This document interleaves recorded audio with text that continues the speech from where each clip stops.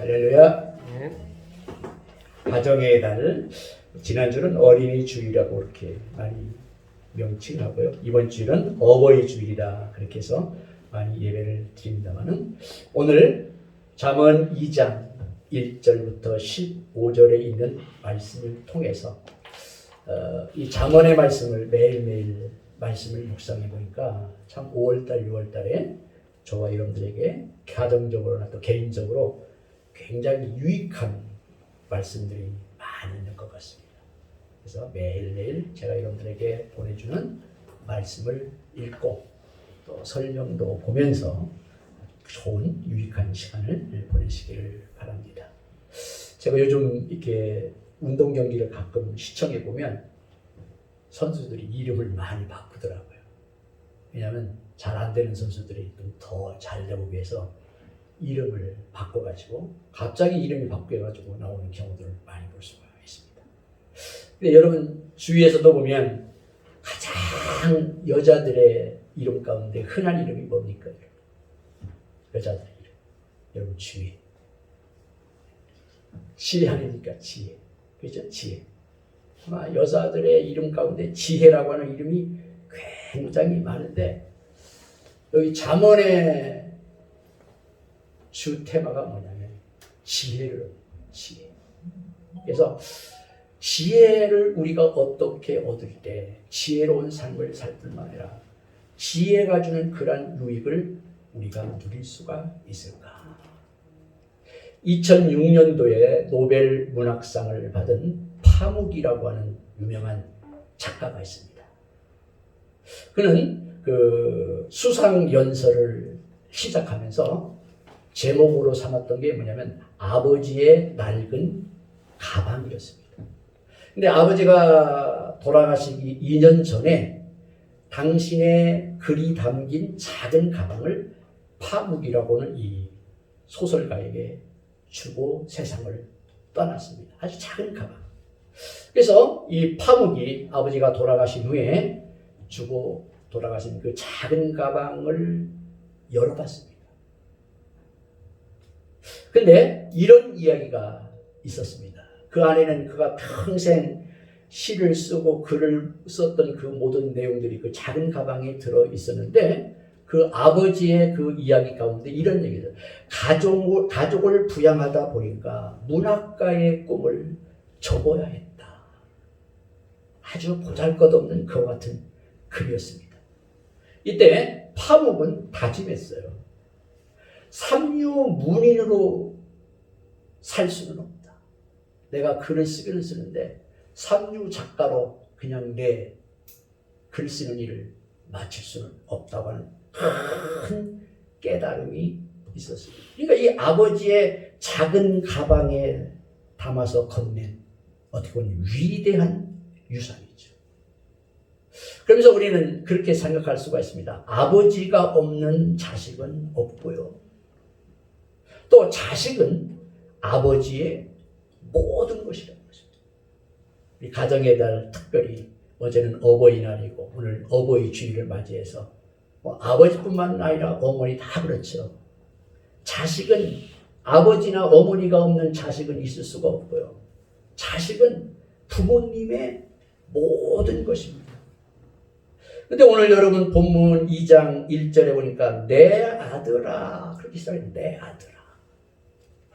부모에게 부모가 자녀에게 지혜를 구하라고 하는 그런 설득을 하면서 지혜를 구하면서 지혜를 마음에 두고 살라고 하는 그런 권고를 하는 내용이 오늘 2장 전체 내용인데 특별히 1절부터 4절 가운데는 지혜를 마음에 간직하고 또 지혜로운 말씀들을 내가 들어야 될 뿐만 아니라 또 지혜를 끈질기게 추구하고 지혜로운 삶을 살아야 된다라고 하는 것을 이 아버지, 어떻게 보면 부모님이 아들, 딸들에게 설득하고 교훈하는 내용이 오늘 본문에 나와 있습니다. 그래서 여러분 1절에 보니까 나의 말을 받으며 나의 계명을 내게 간직하며 여기 나의 말을 받으라는 얘기는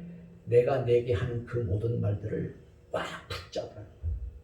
내가 내게 하는 말을 잘 들으라고 하는 거예요. 많은 말을 들어도 마음을 기울이지 않으면 듣지 않는 것과 마찬가지죠. 듣지 않을 때 어찌 지혜가 생길 수가 있겠어요. 그래서 지혜를 줄 때, 부모님이 지혜를 줄 때 그것을 붙들으라는 거예요. 근데 되게 자녀들을 보면 부모님이 지혜로운 얘기하면 잔소리 한다고 그러고, 할 수 있으면 자녀들은 부모님과 같이 되면은 안 하려고 그래요. 근데 그거 좋은 일이 아닙니다. 또 나의 계명을 내게 간직하며, 계명은 내 명령입니다. 부모님들의 명령을 마음에 숨기고 비축하라. 비축하라. 그러니까 부모님들의 말씀에 귀 기울여서 꽉 붙잡을 뿐만 아니라 그 말씀을 내 마음속에 비축하고 저축해서 나의가 삶을 살 때 그것은 아주 지혜로운 삶을 살 수가 있지 않습니까? 제가 한 달 전인가 그 통곡물 얘기했었죠. 잡곡을 많이 먹어야 우리 몸이 날씬해지고 다이어트 되고 우리 몸의 건강에 아주 좋다고. 그런데요, 제가 그때 하나 빼먹었던 이야기가 하나가 있어요. 그래서 한번 따라봤죠. 내가 먹는 것이 나이다. 그러니까 여러분의 건강은 내가 어떤 통곡물, 잡곡물을, 견과를 잘 먹었느냐에 대한 내 몸이 그대로 유지가 되는 거 아닙니까? 그런데 놀라운 사실은요, 부모님이 먹던 것을 자녀들도 따라서 먹지 않습니까? 그게 3대까지 영향을 미친다. 이 통곡물, 부모님들의 식습관이 자녀들 3대까지 영향을 미친다는 거예요. 그걸 다른 말로 말하면 부모님들이 하나님의 말씀을 먹고 하나님의 말씀으로 교훈하고 하나님의 말씀으로 마음에 간직하게 하는 그런 지혜로운 말씀들은요, 당대에 끝나는 게 아니라 3대까지 갈 수 있어요. 제가 아까 그래서 예배 시작할 때 너희의 모든 것들이 1000대까지 이른다고 말하잖아요. 1000대까지. 그렇게 중요합니다. 그래서 지혜를 구하되 마음에 받고 마음에 비축해야 되고, 또 여기 3절에 보세요. 지식을 불러 구하며 명철을 얻으려고 소리를 높이며 은을 구하는 것 같이 그것을 구하며 감추어진 보배를 찾는 것 같이, 한번 답하세요. 그것을 찾으며 지혜를 찾으면 그렇죠. 지혜를 찾기 위해서 구해야 된다는 거예요. 가만히 있으면 지혜가 안 생기는 거죠.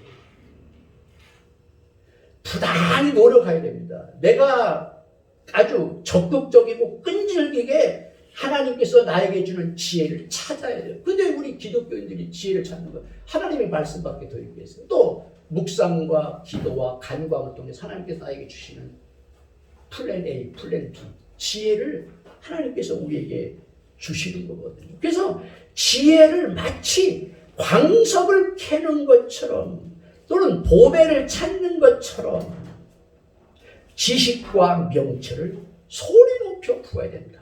마치 우리 한국교회에 아주 유명한 전통 통성기도하다 막 주여 삼청하고 기도했죠.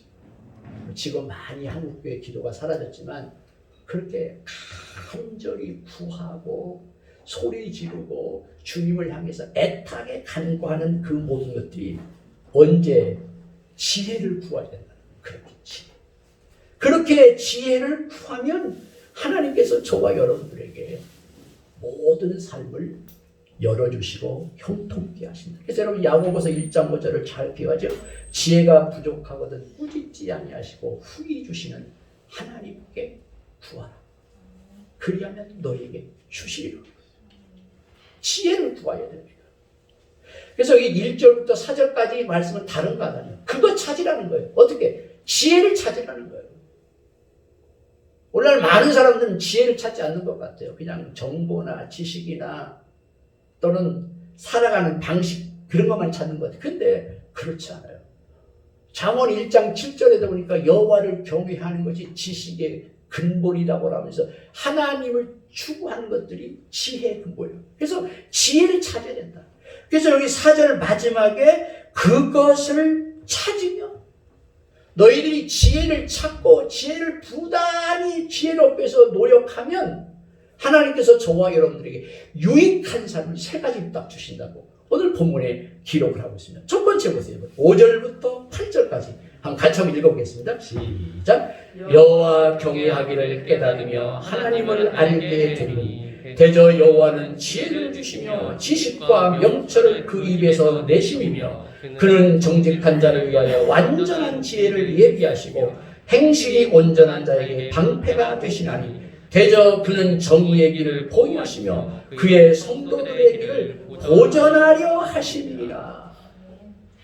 지혜를 찾는 사람, 지혜를 구하는 사람들에게는 여호와를 경외할 뿐만 아니라 하나님을 알게 되어지고 그로 인해서 너희에게 내가 지혜를 준다. 6절 보세요. 여호와는 지혜를 주시며 지식과 명철을 그 입에서 내신다는 거예요. 여러분의 삶에 필요한 지혜를 여러분에게 내어주신다는 거예요. 주실 뿐만 아니라 그 입에서 내어주신다. 그리고 정직한 자, 온전한 자에게 예비하여 주시고 방패가 되어주심으로 말미암아 8절 한번 다시 한번 읽어보세요. 8절 시작. 대저 그는 정의의 길을 보유하시며 그의 성도들의 길을 어떻게 한 거예요?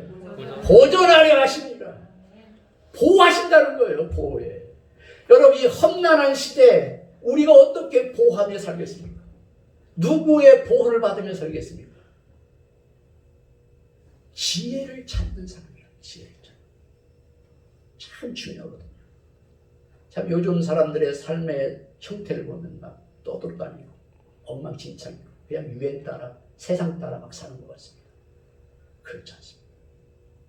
지혜를 찾는 사람은 여호와를 경외하고 여호와를 아는 일에 최선을 다하면 아까 6절 말했죠. 지혜를 너에게 주며 내 입에서 너에게 지혜를 내준다. 여러분 순간마다 하나님께서 우리에게 지혜를 줘요. 플랜 A, 플랜 B, 플랜 C를 다 주시는 거죠. 그래서 정직한 자, 온전한 자를 내가 예비하고 방패가 됨으로 말미암아 내가 너희들을 보존해 준다. 참 귀한 말씀. 우리 사랑하는 성도 여러분, 하나님을 찾고 지혜를 찾고 지혜를 발견하고자 여러분들이 몸부림칠 때 하나님께서 저들에게 지혜를 주고 여러분 앞에 지혜를 베풀 뿐만 아니라 방패가 되고 또한 그 모든 것들이 저와 여러분들에게 예비함이 되어가지고 하나님의 보호하심을 받을 수 있는 저와 여러분이 되시기를 바랍니다. 이 지혜는요 인간의 지혜가 안 나옵니다. 인간의 지식만 가지고는 안 됩니다. 위로부터 오는 지혜, 하나님께로부터 오는 지혜가 우리에게 임하여야 돼요. 그래서 우리가 지혜를 찾아야 돼요. 지혜를 찾기만 하면 방황하지 않습니다. 우왕좌왕하지 않습니다. 우리 여기 김인수 집사님 오랜만에 오셨는데 저도 이제 60이 넘었거든요. 환갑이라고 했는데 지난 세월을 보니까 방황한 것도 많은 것 같아요. 목회를 한다고 했지만 지금까지 살아온 과정을 보니까 그런 것들이 많아요. 왜 그러냐? 지혜가 없어서 그래요. 내가 가는 게 지혜. 저도 목회를 하면서 뺑 불러가지고 교회 가고 그랬거든요. 우리 교단을 떠나고 다른 교단에 있어가지고 한 5년 시간을 허송세월도 합니다. 이렇게 했었거든요. 그게 다 뭐냐면 지혜가 부족했기 때문에 오는 결과거든요. 우리 사랑하는 성도 여러분, 하나님의 지혜를 구함으로 말미암아 영적 지혜, 하나님의 지혜, 위로부터 오는 지혜로 말미암아 주님이 예비하시고 방패가 되심으로 말미암아 온전한 거룩한 보호를 받는 저와 여러분이 되시기를 바랍니다. 그래서 지혜의 첫 번째 유익은 보호받게 하십니다. 지혜가 있어요. 두 번째, 여러분 9절 10절입니다. 읽어봅시다. 9절 10절 시작. 그런즉 내가 공의와 정의와 정직 곧 모든 선한 길을 깨달을 것이라. 곧 지혜가 내 마음에 들어가며 지식이 내 영혼을 즐겁게 할 것이요. 여러분 지혜가 있으면요 의로워집니다. 그리고 저와 여러분들의 인생에 기쁨이 있다. 그래서 거기 9절 말씀해 보니까 공의와 정의와 정직 곧 모든 선한 일을 깨달을 것이다. 그렇게 말하거든요. 여러분 많이 듣는 얘기죠. 공의, 정의, 정직. 문재인 정부께서 캐치프레이드 내세웠던 내용이 다 나와요. 정의, 공의, 정직. 그죠? 기억나요? 기회는 평등하게, 과정은 공정하게, 결과는 정의롭게. 딱 내세웠는데, 제가 이 잠언 1장 하면 여러분 2절 가고 3절 가보세요. 1장 3절. 펴보세요. 1장 3절. 내가 잠언을 촥 묵상하다가 3절 말씀을 보고 놀랐습니다. 한번 읽어보세요. 시작. 지혜롭게, 공의롭게, 정의롭게, 정직하게 행할 일에 대하여 훈계를 받게 하며. 거기 이미 나왔어요. 공의롭고, 정의롭고, 정직하게. 그러니까 여기 공의는 공의를 말하고 해요. 정의는 정의라고 해요. 정직은 뭐냐면 공평, 평등을 말해요. 기회는 평등하게, 공평하게 준다고 굉장히 그 매스컴에서 떠들었거든요. 근데 여러분 인천 그 공사 사건 때 공정하지 못했다고 해가지고 청년들이 이대남들이 아주 반란을 일으켰잖아요. 공정하지 않으니까 공정하지 않으니까 정의롭지 못해. 정의롭지. 판결이 정의로워야 되는데 시류에 따라 왔다 갔다 하는 거지. 이 정의롭지 못한 거거든요. 그 다음에 그 정직, 아까 그 정직은 아까 얘기했죠. 공평, 수평 그런 의미를 가지고. 그러니까요. 지혜로운 사람들에게 나타나는 유익은 뭐냐면 의로워진다는 거예요. 정의롭고 공의롭고 공평한 인생 살아간다. 자, 우리 문재인 정부가 내세웠던 이 내용들이 좀 그대로 실현되었으면 너무나 좋겠어요. 굉장히 성서적이에요. 공의와 정의와 정직.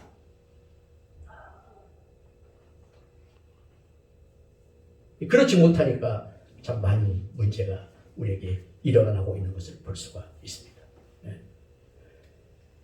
공의, 정의 또는 공평 이런 모든 것들이 좀 잘 이루어지는데 정치인들이 가끔 그런 얘기를 해요. 기울어진 운동장이라는 표현을 많이 써요. 자기들이 정의를 말하고 공의를 말하고 공평을 이야기하지만 이미 기울어진 운동장에서 모든 걸 시작한다는 거예요. 그래서 정의롭지 못하고 공의롭지 못하고 공평하지 못하고.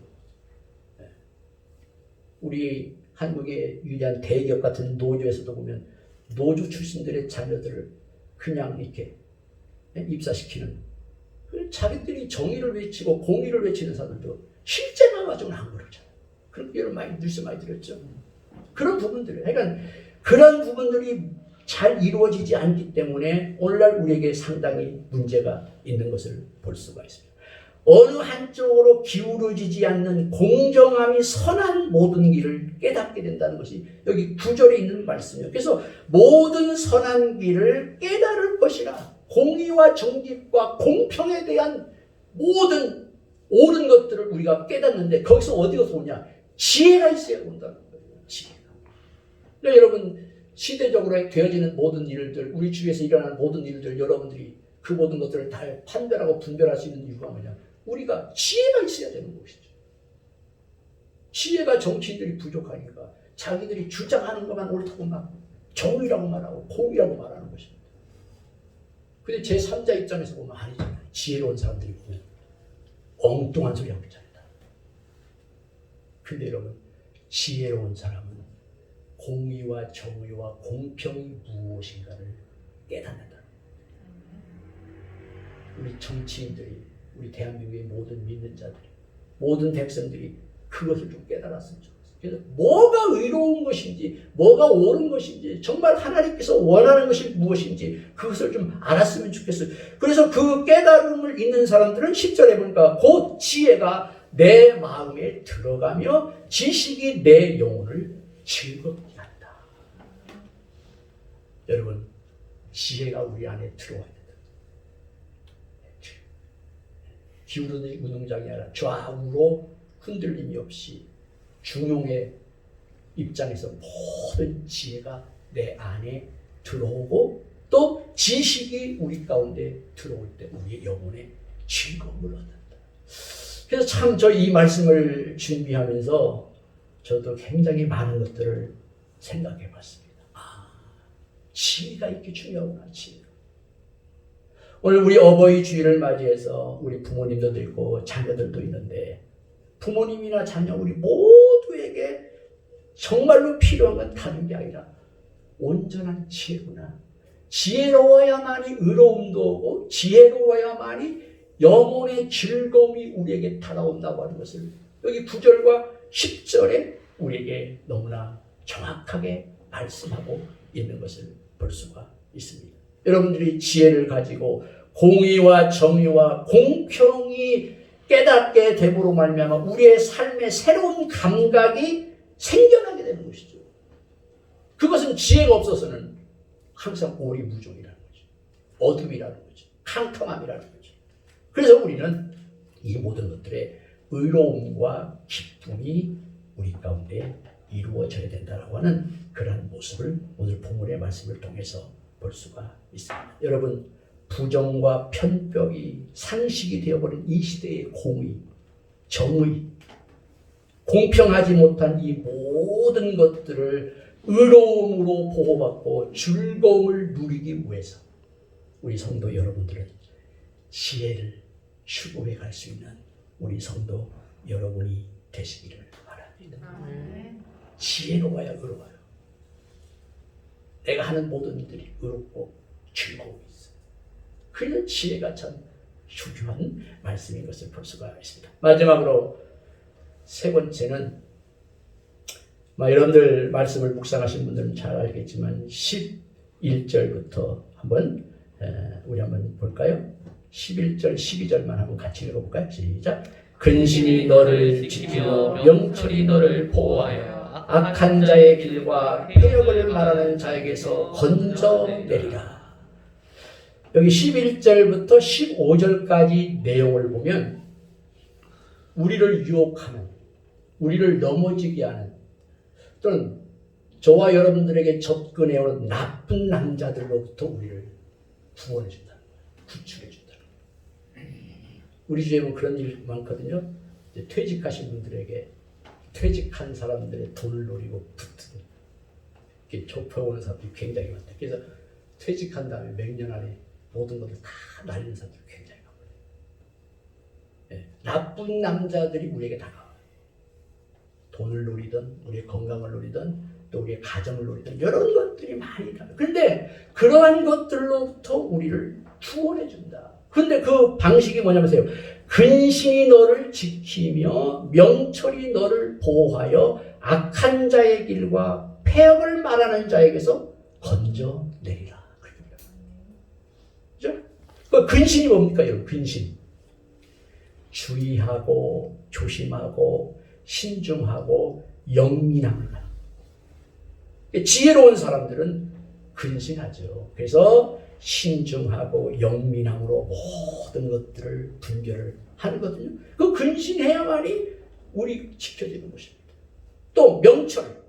명철은 이해력과 사고력을 말하는데 여러분 냉철한 이해와 사고력을 가지고 모든 것들을 분별할 때 우리가 보호되는 거예요. 그래서 근신과 명철이 너를 보호하여 악한 자의 길과 폐역. 여기 폐역이라고 하는 말은 사악하고 불법적인 것을 가지고 접근해오는 모든 무리를 말하는 거거든요. 이런 것은 너를 건져낸다.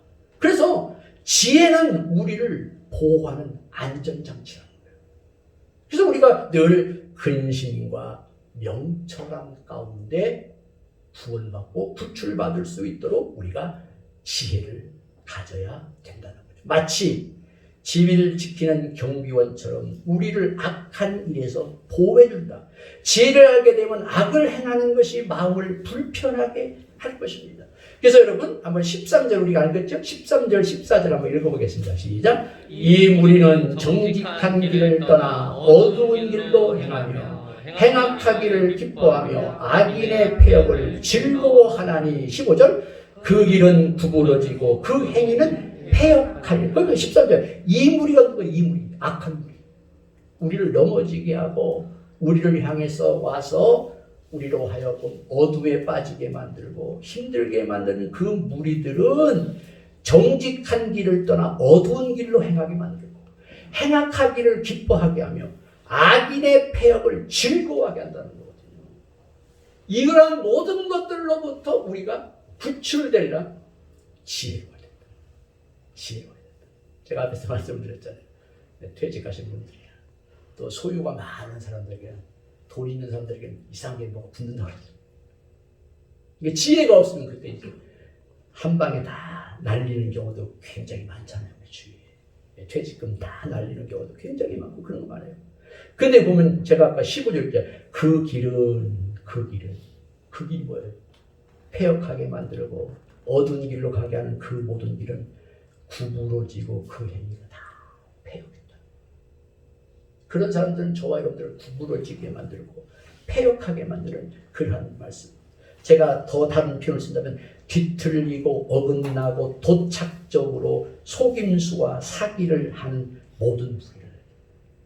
이러한 모든 뒤틀리게 만들고 어긋나게 만들고 도착적으로 하게 하는 이러한 속임수와 사기로부터 구출받으려면 뭐냐? 지혜가 있어야 된다는 거죠. 저와 여러분들의 지혜가. 네.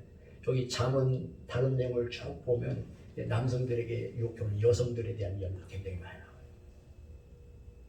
여기는 구체적으로 그런 얘기는 않지만 언제나 남성들이 있는 곳에는 여성들이 요즘 시체 말로 뭐 꽃뱀이 있고 사람들을 유혹하는 내용들이 굉장히 많잖아요. 많아요. 아무리 시대가 변해도 그건 변하지 않습니다. 성경에 있는 말씀이 그런 말씀이거든요.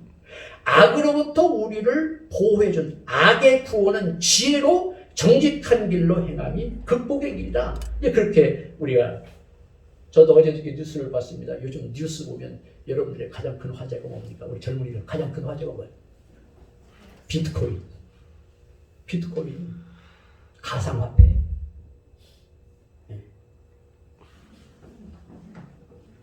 제가 뭐 이렇게 좀 검색을 해보니까 상장시켜주는 것도 사기다. 미국 증권거래 위원장은 투기적 수단이다. 뭐 이렇게 또 우주 최고수다.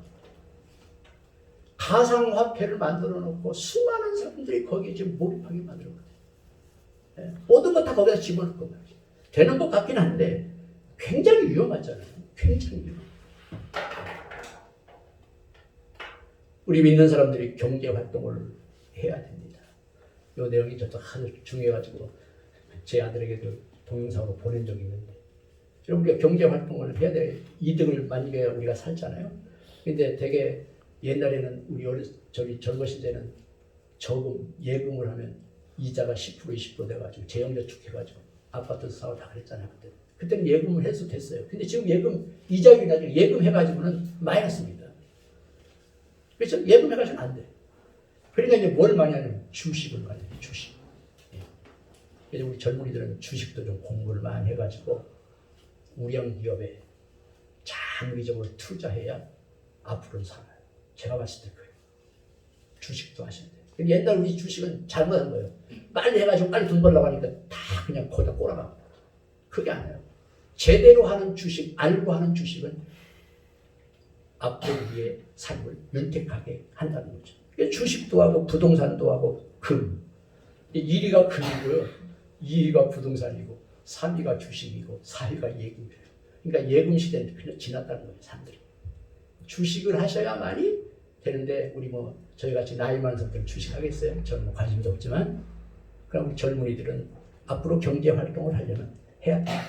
주식을 해야 돼요. 주식을 적당하게 공부 많이 해가지고 지혜롭게 하면 여러분들의 노후가 편안할 수 있어요. 우리는 과거에 잘못하다 보니까 그냥 주식에 대해서 아주 어려운 일을 많이 하다 보니까 주식에 대한 아예 감싸는 분들이 많은데, 그건 우리가 잘못된 상식에서 오는 아마 잘못된 부분 같아요. 근데 하여간 좋습니다. 이런 모든 유혹, 돈의 유혹, 명예의 유혹, 권력의 유혹, 이런 것들이 너무나 많거든요, 우리에게.